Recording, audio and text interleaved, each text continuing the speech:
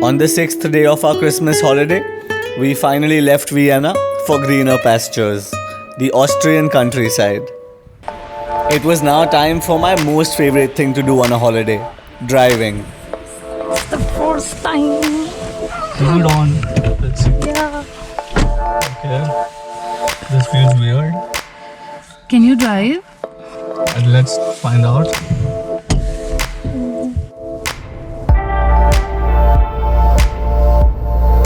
Austria is a beautiful country. And driving just an hour outside the city, we get our first glimpses of how Austria actually looks.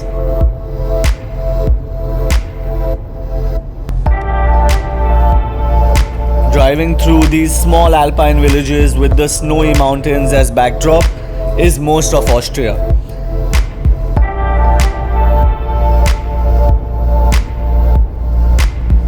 So we drove for 3 hours over this beautiful Austrian landscape and finally feel the cold mountain air. We are almost there. And I'm glad that for the next 7 days we are driving around the country. Next up, the UNESCO World Heritage Town of Hallstatt. With pastel colored houses casting their reflections onto the lake and the lofty mountains on all sides, Hallstatt is surreal. With just 700 residents living here, the small lakeside town of Hallstatt is the prettiest place in all of Austria. The best thing about Hallstatt is that there are no cars allowed here. So we had to park our car outside the town and walk your way in.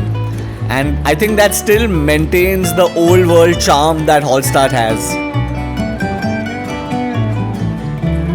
The town of Hallstatt is a very small town, and at the center of it all is a very pretty church. And then there is the problem of being a very pretty place. Hallstatt is packed with tourists coming from Salzburg for a day trip here. I think this town is too small to handle the number of tourists that visit per day. But thanks to some research on Google that we already knew this, and we also knew that in a couple of hours the whole town will be empty. And that's when we'll take you around our version of Hallstatt.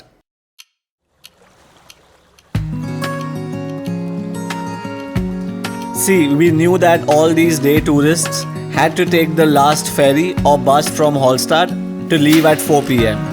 And there would be nobody here until the first batch tomorrow morning, that is 10 a.m. So for the entire evening, night and the next morning, we get the town of Hallstatt entirely to ourselves.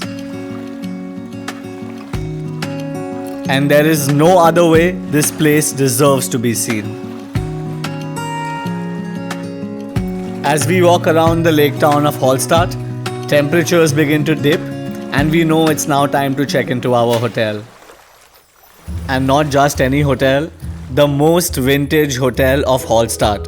See, Hallstatt has only 4 hotels and they are all sold out months in advance. The Grunerbaum Hotel was first mentioned in a document in the year 1700. But more on that later.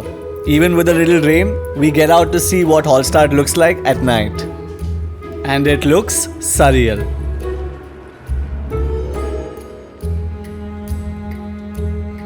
And for the first time on our Christmas holiday, we find ourselves the only 2 people walking the street at night.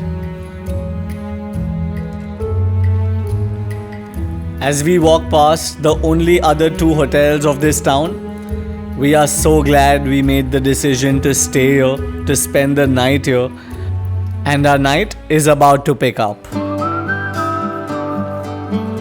At a quaint little bar and cafe in Hallstatt, the only one of the town that is open at night, and standing on the street with candles, having beer in the cold weather, is my definition of a classic Europe.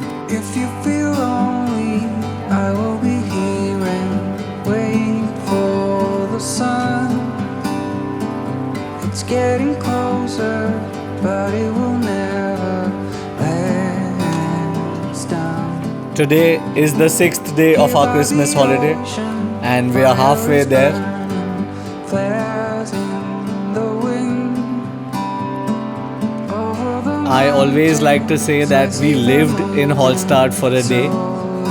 It had been a really long day, and as we started walking back to our hotel for the night, taking in the silence of Hallstatt, church bells in the distance reminded us it's Christmas time, and we knew our last spot of the day had to be divine.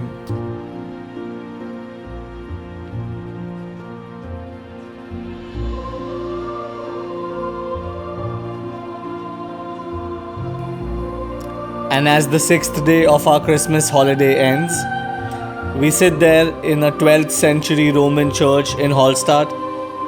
Christmas week has begun, and in the silence of the place, we know that there is more to Christmas than just markets, lights, and decor.